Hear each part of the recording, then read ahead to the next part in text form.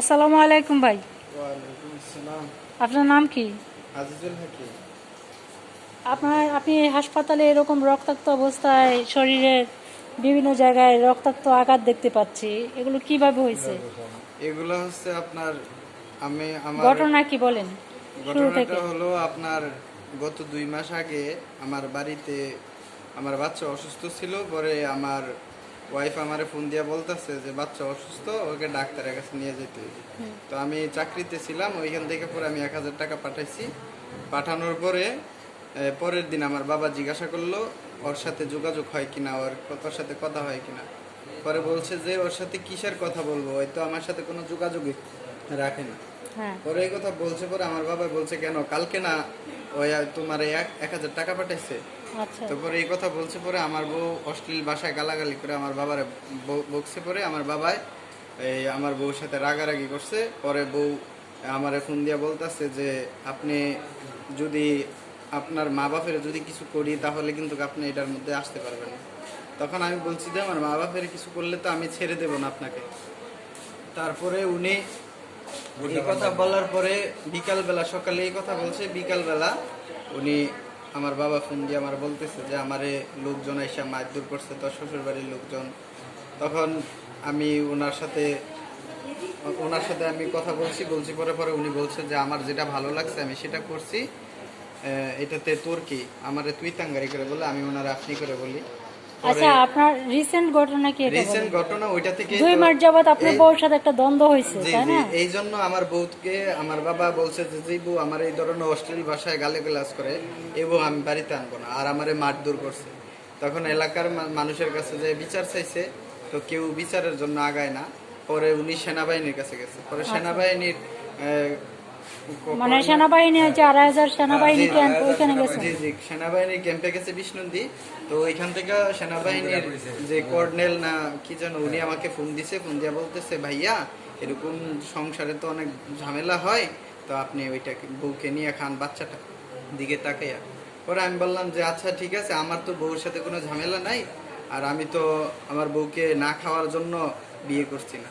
তারপরে কি করলো যে উনি আমাকে যখন এই আশ্বাস দিল, তখন আমি ভাবলাম যে তাহলে এখন আমি আমার বউয়ের বাড়িতে যাই, গিয়ে দেখি বউয়ের কি হাল অবস্থা।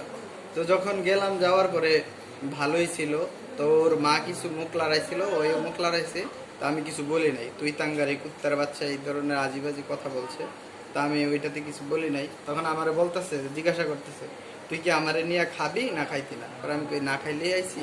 পরে উনি আমারে বলতেছে যে তাইলে আমারে নিয়ে ভাড়া থাকতে হইব, তোর মা বাপের সাথে আমার সাথে কোনোদিন সাক্ষাৎ করাইতে পারবি।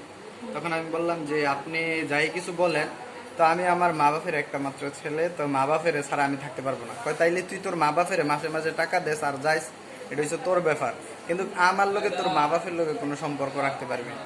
আচ্ছা। তখন আমি বলছি আচ্ছা এটা ওই সময় দেখা যাবে। তারপরে ওনার ফোনে কিছু এই অনৈতিক জিনিস দেখছি, যে অন্য ছেলেদের সাথে কথা বলে বা ওনার আগের স্বামীর সাথে কথা বলে।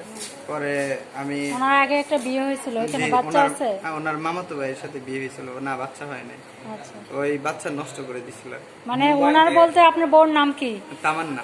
তামান্না। জি জি, আপনি এই তামান্নাকে বিয়ে করছেন কয় বছর হলো? তামান্নাকে বিয়ে করছি আজকে 3 বছর।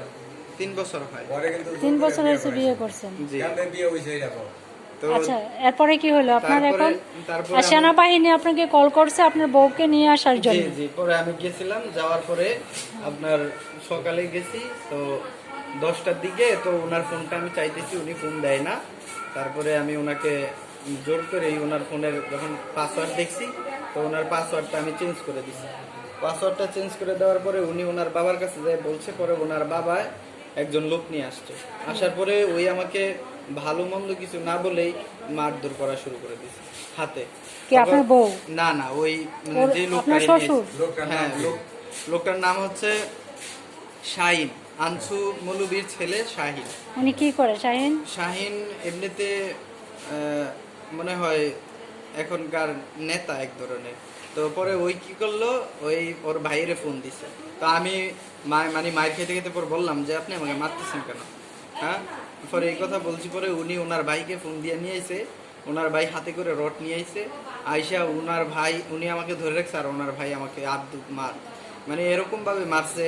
আপনার মায়েরগুলো আপনি দেখলে বুঝতে পারবেন যে আমার সারা শরীরে মার গেলি আল্লাহ দেখা। মানে ইচ্ছা মতন মারছে দুনো ভাই দেখি মিলে। আপনার কোথায় কোথায় মারছে, আচ্ছা আস্তে আস্তে, এই যে এখানেও বাড়ি দিছে, এই যে এখানে এখানে কোথায় কোথায় আস্তে আস্তে আর দেখেন। আচ্ছা রে নামনে, এই যে দেখেন বাড়ির চিহ্ন। এবারে এই যে দেখেন হাতের কি আরে এই অবস্থা। রক্তাক্ত গেলি দেখা। এই যে দেখেন, ওই যে এই যে এখানে একটা আরো বাড়ি আছে আপনারা চিপটা দেখে, এই যে দেখেন এই যে তার পাশে এই যে ওই দেখি এই যে এই যে এখানে রড দিয়ে বাড়ি দিছে। এই যে দেখেন রোডের বাড়ি, এই যে বাড়ি। তারপরে আরো আছে, এই যে এই যে দেখেন, এই যে বাইরে এই যে এই যে তো আপনার এর মধ্যে আপনার বউ বলে নাই যে ওরা এত মারধর কি অবস্থা, করতেছে? এই আছে এই যে অবস্থা দেয়া যায়নি তো। এই যে মাথার মধ্যে কয়েকটা ওয়ালের মধ্যে বাড়ি দিছে, মাথা প্রায় ফাইটে গেছে, এই যে এখানে খুললে মিলে রয়েছে। মাথাও ফেটে গেছে। জি, তো দেখা গেছে আমার ওয়াইফ পরে মানে ওর এই মায়ের দেখে এই যে অবস্থা আমারা যখন এইভাবে মারতেছে তখন ওই ভয় পাইয়া পরে কান্নাকাটি শুরু করছে। ওই বলতেছে যে ওরা আর মাইরেন না, তারপরেও ওরা মারতেছে। তো আমার ওয়াইফ লাস্টে দিয়া ওই মানে মায়ের খাওয়াইয়া পরে লাস্টে দিয়া ওই কষ্ট পাইছে, এইটুকুই, আর কিছু না। তোর মোবাইল টি অবস্থা আর আমার মোবাইল, আমার সবকিছু টাকা পয়সা, আপনার কি মোবাইল? আমার আইটেল ভিশন 5 একটা সেট আছে ওইখানে। তো আর তাছাড়া আমার মোবাইলের পিছনে 5,000 টাকা ছিল, এই আর কি। আমি ওইখানে ওই টাকাটা রাখছি, তো উনি দেখছে আমার টাকাটা। তো এখন মনে করেন যে আমার ওয়াইফের কাছেই ওইগুলা সবগুলা মানে ওদের বাসায়, তো আমি তো কিছুই নিয়ে আসতে পারি নাই। আমার মূলত ওই আমার ফোন দিয়ে নিয়ে গেছে, বলছে যে আপনি আসেন, আসলে আপনার ওয়াইফের নাম কি? তামান্না, তামান্না আপনার ফোন দিয়ে তামান্না আক্তার বৃষ্টি। তোর শ্বশুর আর আমার শ্বশুরের নাম হচ্ছে কারি আব্দুল হাই। আচ্ছা, আর ওদের গ্রাম? ওদের শাশুড়ির নাম? আমার শাশুড়ির নাম হচ্ছে রাশিদা বেগম, গ্রাম? গার্মেন্টসে চাকরি করে। আর গ্রাম কোথায়? গ্রাম হচ্ছে এখন ওরা ছোট ব্যবসা থাকে, কিন্তু ওদের আসল বাড়ি হচ্ছে শেরপুর জিনাইগাতি। আচ্ছা আচ্ছা। মানে ওই জায়গায় মামলা এখানে কি ভাড়া থাকে না? এখানে ওদের মানে আমার শাশুড়ির বাপের বাড়ি, তো ওইখানে থাকে আর কি। আর ওই জিনেগাতি এখন মার্ডার কেসের আসামি মামলা খাইয়া মার্ডার কইরা এই দেশ হয়ে থাকে আচ্ছা, বলে। এখন আপনি কি চাইতেছেন? আপনার আসসালামু আলাইকুম। এখন চাওয়াটা কি? আমি এখন যেহেতু সেনাবাহিনীর মাধ্যমে হ্যাঁ, হ্যাঁ। সেনাবাহিনীর কথা শুনে আমি ওইখানে গেছিলাম, তার জন্য হ্যাঁ, আমি এই ধরনের সাইন ক্ষতিগ্রস্ত করতে হয়েছি।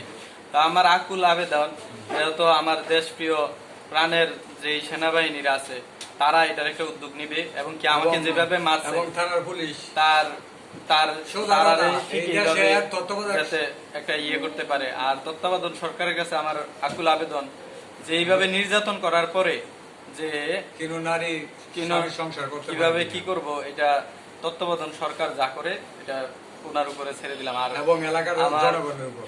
আমার এই এলাকার জনগণ এবং কি পুলিশ যারা আছেন, আমাদের দেশের যেই এই আইন শৃঙ্খলা বাহিনীর লোকেরা আছেন, সবার কাছে আমার এটার বিচার চাই যে আমার যেভাবে মারছে তারা যাতে এইভাবে একটা কিছু করে। এর বেশি কিছু আমার বলার নেই। ঠিক আছে, আপনি শুয়ে পড়েন, অসুস্থ মানুষ। একটা মানুষে এভাবে যে একজন মানুষ নির্মম ভাবে পিটাইতে পারে? হ্যাঁ, দেখছি।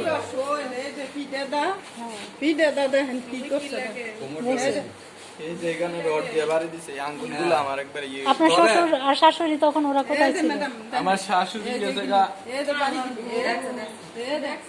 আচ্ছা, আমার তাহলে শাশুড়ি আপনি পিতা হিসেবে কি করবেন? আমার শাশুড়ি গেছে গা ইয়াতে, এই মেইলে গার্মেন্টসে। আর আমার শ্বশুর আর আমার বউ ঘরের দরজা লাগাইয়া পরে ওদেরকে দিছে আমাকে মার। আপনার শ্বশুর আর আপনার বউ জি, ঘরের দরজা লাগাই দিছে আপনার এইভাবে আর আমার পিটানোর জন্য? শ্বশুরই রড আইনে ওদেরকে দিছে মারতে। চিল্লাচিল্লি শুনে আশেপাশের লোক আসে নাই? আশেপাশের অনেক লোক আসছে, কাউর ঘরের ভিতরে ঢুকতে দেয় নাই। ও, আচ্ছা। তবে আমার দেশবাসীর কাছে আমার একটাই আবেদন যে আমি আসতে বলেন, হাসপাতালে। জন্মগতভাবে আমি যে কি করি এটা এলাকাবাসী দেশবাসী সবাই জানে। আমার একটা মাত্র ছেলে আলেম বানাইছি, এই ছেলেটাকে আমার না জানে না হলে নিয়ে এইভাবে যে মারছে, আমি শুধু খালি দেশবাসীর কাছে বিচার চাই, আর কিছু না। যদি দেশবাসী বিচার না করে তার মানে আমার আর কোনো কিছুই করার নেই, আমার একটা মাত্র ছেলে কোন অপরাধে এইভাবে মারলো। এমনি ফোন কইরা নিয়া এমনি যে ভুল করে নির্যাতন নিয়ে করছে কোনো অপরাধে আজকে এটা আমার কোনো ছেলেটা মানি আছে? ভুল হয়ে গেলে আমি কি নিয়ে থাকবো? আমার শুধু খালি একটুই বিচার, আর কিছু না। আমি সঠিক বিচারটা চাই। আচ্ছা ঠিক আছে। গুন্ডাই চিনাই গাতি মারি কেন মানুষ আমার এই দেশ মামলা গাইয়া মারা গেছে আসামি এই দেশ দেখা। আচ্ছা কান্নাকাটি করে না, কাউকে হত্যা করা বা পিটানো এটা তো কোনো সমাধান না। সমাধান হচ্ছে উভয় পক্ষে বসে ওরা আপনাদের সাথে সম্পর্ক রাখবে বা কি ওরা ভেঙে দিবে, ওইভাবে সমাধান করে, ঠিক আছে?